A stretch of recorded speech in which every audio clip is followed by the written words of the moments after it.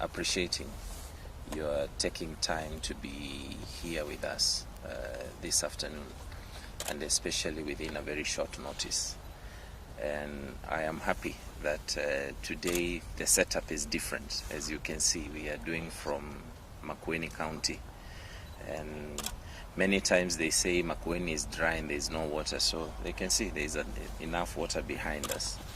However, His Excellency Governor Mike Mbuvi Sonko has been very disturbed by a statement that was presented by the Nairobi Metropolitan Services yesterday before the Senate, and particularly also utterances that were made by the Deputy Director General of the NMS. And he wishes to state as follows. Foremost, you find that it is actually lazy, escapist, insensitive, and completely irresponsible for the Nairobi Metropolitan Services to allege that the unfortunate incident that we all witnessed at the Pumwani Maternity Hospital of a mother who gave birth by the roadside can be attributed to their inability to access the county payroll. In the governor's view, that is lazy thinking, that is an excuse, that is not acceptable in public service, and it is coming from individuals who have demonstrated commitment not to take responsibility.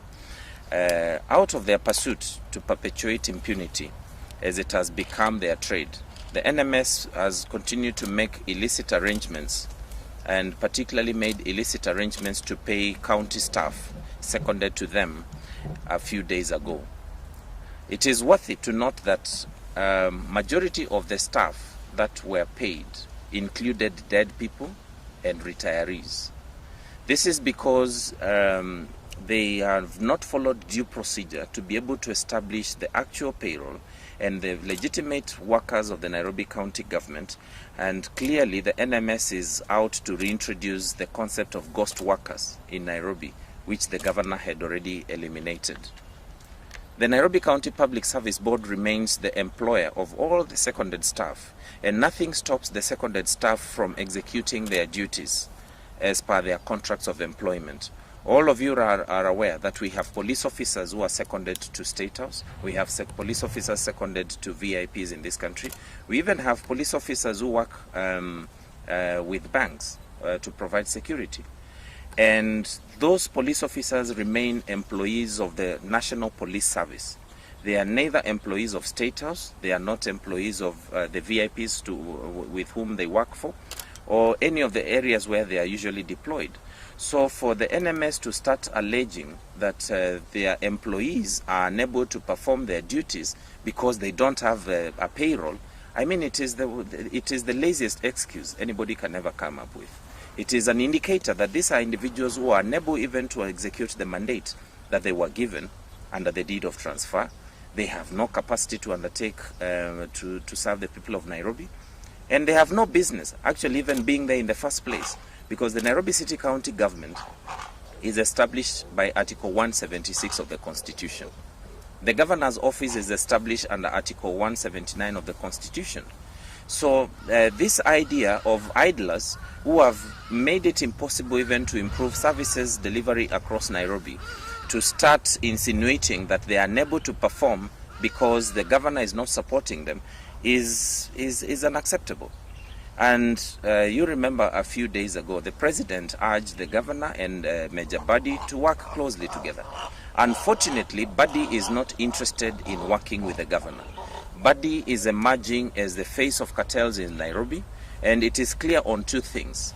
He has embarked on the mission of reviving ghost workers in the city, and Badi has been talking about pending bills because the cartels who used to supply nothing to City Hall, the cartels who used to supply air to City Hall, are the ones who suffered when the governor audited all the pending bills and reduced that amount from a whole 64 billion shillings to 11 billion shillings.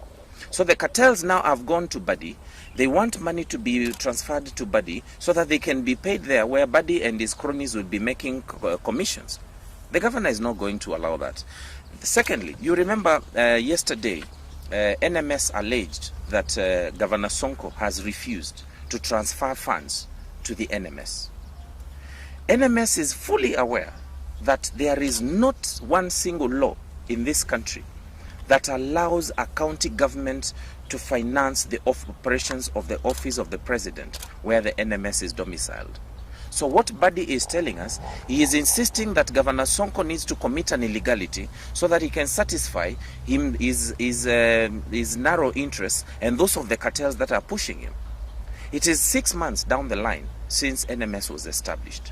By this time, the national government should have established a framework, even if it is a piece of legislation, that can facilitate a county government to transfer funds to the national government. Currently, there is none. And all of you currently are aware that we have investigations ongoing that are targeting officials from the Ministry of Health, the Ministry of Finance, the Control of Budget, because of the medical leasing, the medical equipment leasing scheme. Currently, we have individuals who are answering questions to investigators, including the EACC, because they transferred monies that were meant for the counties, monies appropriated under CARA, to the national government. So here we are. Badi is saying that Governor Sonko is refusing to give him money. Is the governor supposed to send the money to his M-Pesa account? Or where exactly is the money supposed to go? Right now, we don't even know whether NMS operates any bank accounts. We don't even know who the signatories to those bank accounts are. And we don't even know where the money they are currently operating with comes from. So when they start insinuating that they want the county just to transfer money to them, they need also to come with the backing of the law and clearly state that now we have established a framework whereby we are going to spend county money without offending the Constitution or even offending any law. But as it stands, it is clear that they want to continue perpetuating impunity, which ultimately will fall back on the governor. All of you will agree Article 187(2)(b) of the Constitution clearly states that the responsibility of all the transferred functions shall remain with the government that transferred those functions. So instead of these sideshows that Badi and the NMS are treating Nairobians to and Kenyans to at large, they need to be telling us what they have been doing, apart from the few colored pavements that they put on Kenyatta Avenue in the CBD, and now they are pretending that they are working. Every day in the office of the governor, we are receiving complaints about garbage piling up across parts of the city. For the first time since Governor Sonko came into office, we saw the lethargy that was there before he came into office creeping back into our healthcare system. That is why we had healthcare workers refusing to attend to a pregnant mother, a mother in labor, who was stranded outside the gates of that particular facility just because they are not willing to serve the public. Those are administrative issues that do not have anything to do with the payroll. If you all remember, since Governor Sonko came into office, employees of the Nairobi County government have been receiving their salaries on time every month. Until NMS came in, created the confusion. The National Treasury has been deliberately refusing to release funds to the Nairobi County government without any justification. As we are speaking today, we still have employees of the county government who have not been paid their August salaries. Yet now we are at the end of September. So now the county owes them 2 months' salaries. For the first time since Governor Sonko came into office, you saw health workers going on strike because the Treasury has been frustrating the county government. So it is really reckless for the NMS to start alluding that the governor is not doing his bit. Yet the governor is bound by the law. Let them come with a piece of legislation like this and clearly outlining how a county government is supposed to finance operations in the office of the president where the NMS is domiciled. And you can trust me. Governor Sonko will be able to transfer those funds by tomorrow morning. As we are speaking today, the Nairobi County government has received letters from the Auditor General and from the Ministry of Health. 294 million shillings was allocated to the Nairobi County government for COVID-19 to help the county manage the COVID-19 situation. As we are speaking today, the NMS has refused to provide an account of how they utilize those funds. So we have a case here. These guys are running figures, telling people about Danida and all that. And the governor is fully aware of not only the provisions of the Public Procurement and Assets Disposal Act, but also the Public Finance Management Act, and more importantly, the regulations that exist in the management of donor funds. Up to 2019, Nairobi was actually ranked the top in terms of the utilization of Danida funds. So the governor is not going to transfer money that is that has a clear utilization procedure just to Badi's personal account or whichever account he wants to entertain him. This money must be transferred procedurally. This money must be utilized within the confines of the law, and clear accountability systems must be in place in terms of how the money is going to be utilized. Even if it is a special purpose account, there are procedures of how government bank accounts are opened, closed, managed, or even how payments are made. So you don't expect now Badi through a statement, a 2-page statement to the Senate, then by tomorrow money is just wired to his personal accounts. So Badi is clearly unable to deliver on his mandate. He is actually becoming an embarrassment to the president, because the president was hoping that Badi can provide support not only to the governor but to the county government, so that we can have better and improved services in Nairobi. As you are all aware, Nairobi is really constrained in terms of budgetary allocations.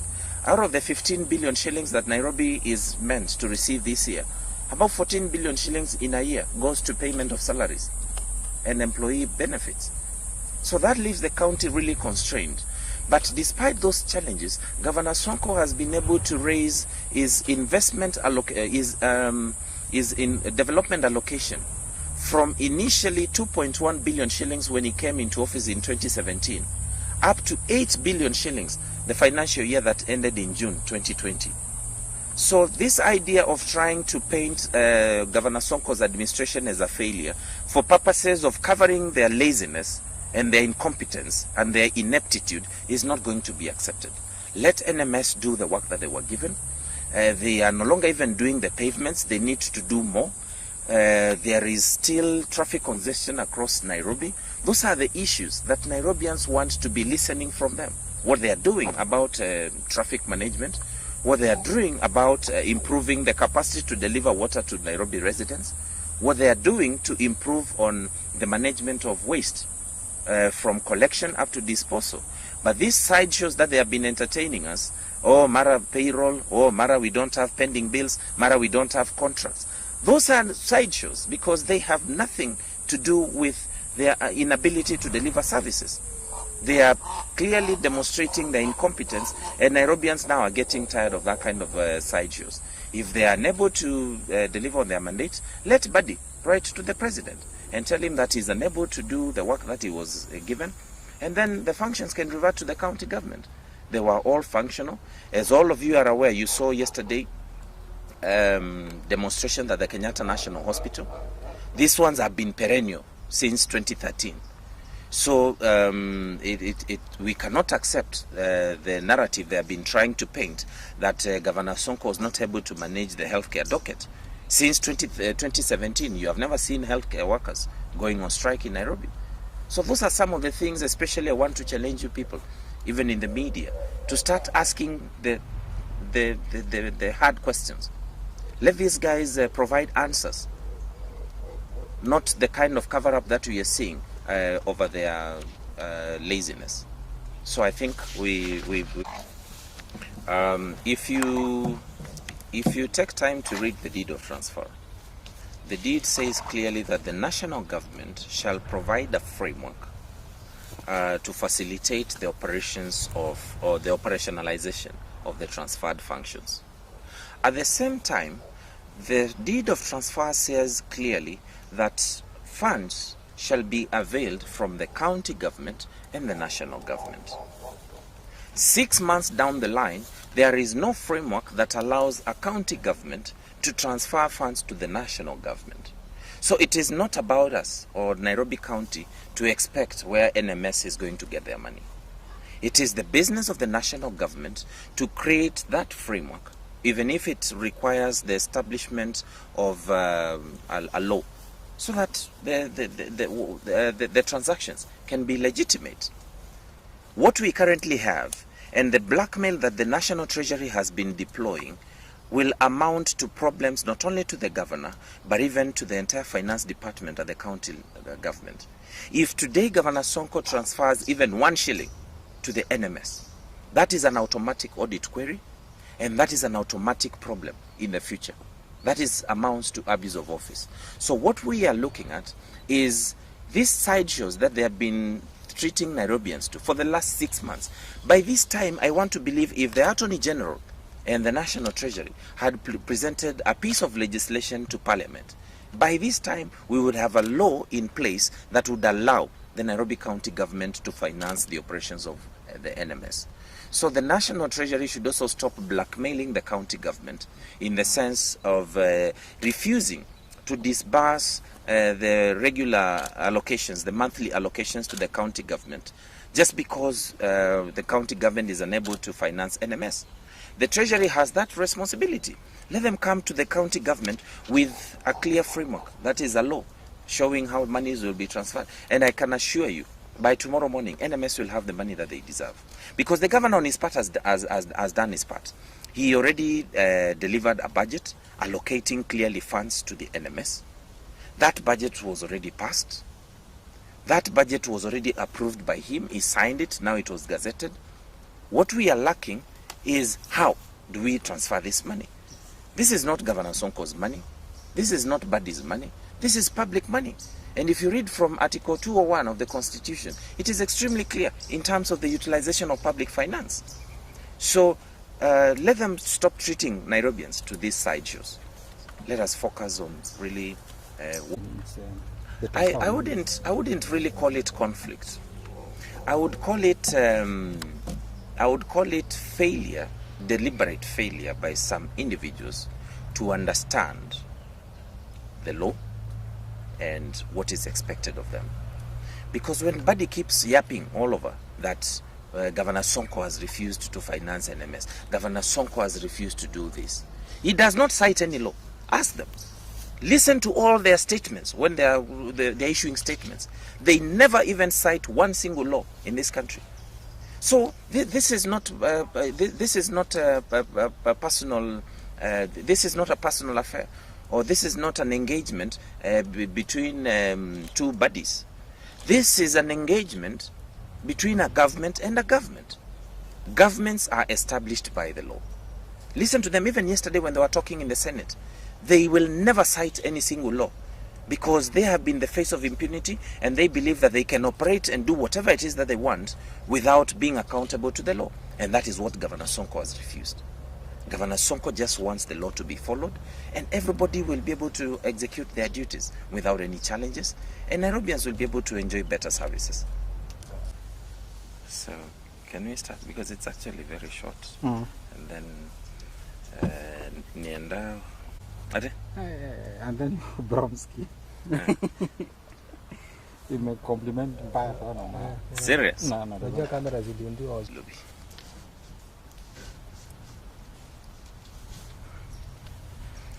Because I'm going to touch. The focus We are going to make fresh fish for you for me. Okay, good. That's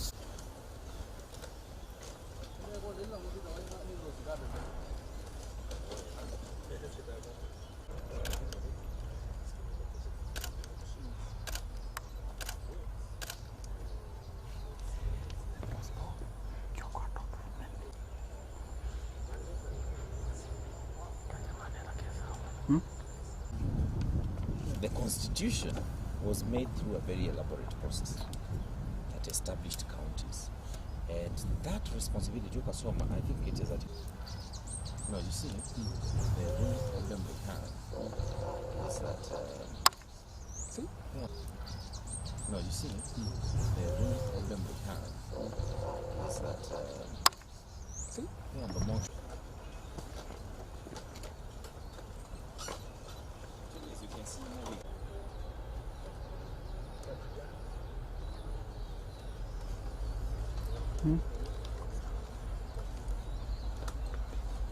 Wewe na ikuyo lo ne keima.